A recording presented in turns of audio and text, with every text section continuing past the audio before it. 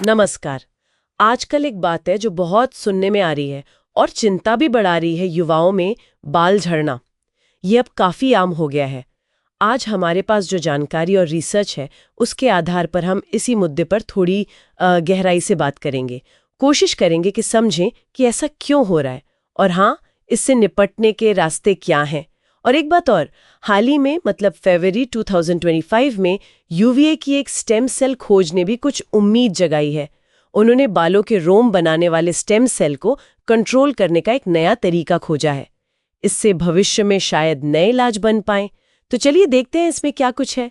तो ये जो युवाओं में बाल झड़ने की बात है, ये लगता है सिर्फ एक वजह से नहीं हो रहा। नहीं, बिल्कुल नहीं। ये असल में हमारे शरीर के अंदरूनी सिस्टम जैसे हार्मोन्स, जेनेटिक्स और बाहरी दुनिया के दबाव मतलब तनाव, पोषण, प्रदूषण, इनके बीच एक तरह की खींचतान का नतीजा है जो आजकल तेजी से दिख रहा है। हाँ, आपने सही कहा। ये आजकल एक बहुत बड़ी चिंता बन गई है और इसकी जड़ें अक्सर, जैसा आपने कहा, हार्मोन्स में होती हैं। भारतीय युवाओं में जैसे थायराइड की समस्या बढ़ रही है और उसके लक्षणों में बाल झड़ना भी शामिल है। अच्छा। और साथ ही महिलाओं में पीसीओएस, पॉलीसिस्टिक ओवरी सिंड्रोम, जो भारत में करीब 10 से 22% महिलाओं को प्रभावित करता है। और पुरुषों में डीएचटी हार्मोन का ज्यादा होना।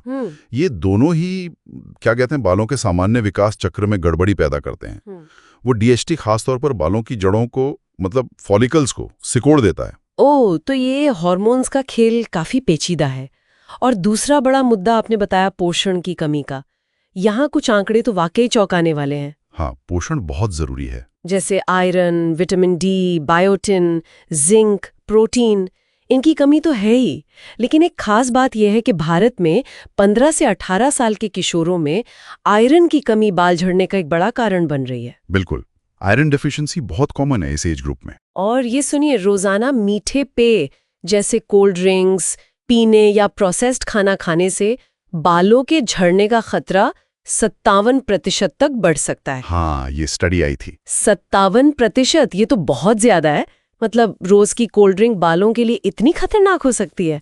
ये वाकई सोचने वाली बात है। बिल्कुल, डाइट का सीधा असर पड़ता है। और फिर आता है क्रॉनिक तनाव। हाँ, तनाव। आजकल की भागदौड़ भरी जिंदगी में तनाव इतना बढ़ गया है कि ये सीधे बालों पर असर डाल रहा है। इसे टेलोजन एफ्लूवियम कहते हैं। इसमें होता क्या है कि तनाव के कारण शरीर एक तरह से बालों के विकास को अस्थायी रूप से रोक देता है और बाल ज्यादा झड़ने लगते हैं।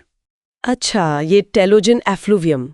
और चौथा कारण हमारी जीवन शैली और आसपास का माहौल है ना? हाँ, वो भी है। जैसे बहुत ज्यादा हेयर स्टाइलिंग करना, टाइट पोनी टेल बांधना या रोजाना हीट और केमिकल का इस्तेमाल, इनसे बाल खिंचते हैं या डैमेज होते हैं। इसे शायद ट्रैक्शन एलोपेशिया कहते हैं। सही कहा, ट्रैक्शन एलोपेशिया। ये मैकेनिकल स्ट्रेस से होता है। और ऊपर से हैदराबाद, बेंगलुरु जैसे शहरों का कठोर पानी और प्रदूषण, ये भी बालों की नमी छीनकर उन्हें कमजोर बना रहे हैं। हाँ, हार्ड वाटर और पोल्यूशन भी बड़े फैक्टर्स हैं। और हमें धूम्रपान और शराब को भी नहीं भूलना चाहिए। ओह हाँ, ये स्कैल्प तक खून और पोषक तत्वों के बहाव में रुकावट डालते हैं। तो लिस्ट तो काफी लंबी होती जा रही है। और पांचवा, जिसे अनदेखा नहीं किया जा सकता, वो है आनुवांशिकी, मतलब जेनेटिक्स। जेनेटिक्स, हाँ। जिसे एंड्रोजेनिक एलोपेशिया या पैटर्न बॉल्डनेस कहते हैं। वो अक्सर टीनेज के आखिर में या अर्ली 20s में ही दिखने लगता है, खासकर अगर परिवार में इसका इतिहास है। एक स्टडी हुई थी भारत में करीब 5 लाख पुरुषों पर। उसमें पाया गया कि 25 साल से कम उम्र के 50% से ज्यादा लोग बाल झड़ने की समस्या से जूझ रहे थे। 50% से ज्यादा 25 से कम उम्र में? हाँ, और उसमें डैंड्रफ, तनाव और पीठ की समस्याएं भी वजह थी, जेनेटिक्स के अलावा। बाप रे, इतने सारे कारण जानने के बाद हार्मोन, पोषण, तनाव, स्टाइलिंग, पानी, जेनेटिक्स, सवाल उठता है कि क्या कुछ उम्मीद है? क्या किया जा सकता है? हाँ, अच्छी बात यह है कि समाधानों पर भी काम हो रहा है और नए ट्रेंड्स दिख रहे हैं। जैसे कि अब जैसे पेप्टाइड वाले या खास तौर पर स्कैल्प के स्वास्थ्य पर फोकस करने वाले प्रोडक्ट्स आ रहे हैं। टेक्नोलॉजी भी मदद कर रही है। एआई से डायग्नोसिस में मदद मिल रही है। जीन मैपिंग से पर्सनलाइज्ड इलाज बनाने की कोशिश हो रही है। अच्छा, एआई और जीन मैपिंग। हाँ, और फिर लो लेवल लेजर थेरेपी है जिसे एलएलटी कहते हैं। इसमें खास तरह की लाइट से बालों की जड़ों को स्टिमुलेट करते हैं। और पीआरपी इंजेक्शंस भी हैं, प्लेटलेट रिच प्लाज्मा। इसमें अपने ही खून के फायदेमंद हिस्से को इस्तेमाल करके बालों की ग्रोथ को बढ़ाया जाता है। और वो यूवीए वाली स्टेम सेल खोज भी इसी दिशा में एक बड़ी उम्मीद है। और क्या कोई हॉलिस्टिक अप्रोच भी है, मतलब सब कुछ मिलाकर? बिल्कुल। आजकल वही ज्यादा कारगर माना जा रहा है। आयुर्वेद, सही पोषण, स्ट्रेस मैनेजमेंट, अच्छी नींद और सही हेयर केयर रूटीन, इन सब का कॉम्बिनेशन। तो अगर हम बात करें कि किया जा सकता है, तो एक 360 डिग्री प्लान सोच सकते हैं। ओके, क्या होगा उसमें? सबसे पहले जांच जरूरी है। थायराइड टेस्ट, ब्लड टेस्ट, जिससे आयरन, विटामिन डी, जिंक का लेवल पता चले।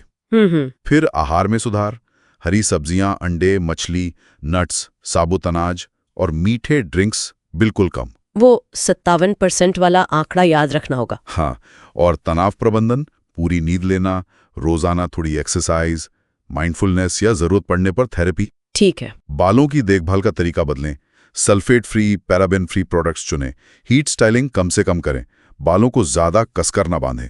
और हाँ, अगर आप हार्ड वाटर वाले इलाके में हैं, जैसे हैदराबाद या बेंगलुरु, तो शावर फिल्टर लगाने से भी फर्क पड़ सकता है। ये बहुत प्रैक्टिकल टिप्स है।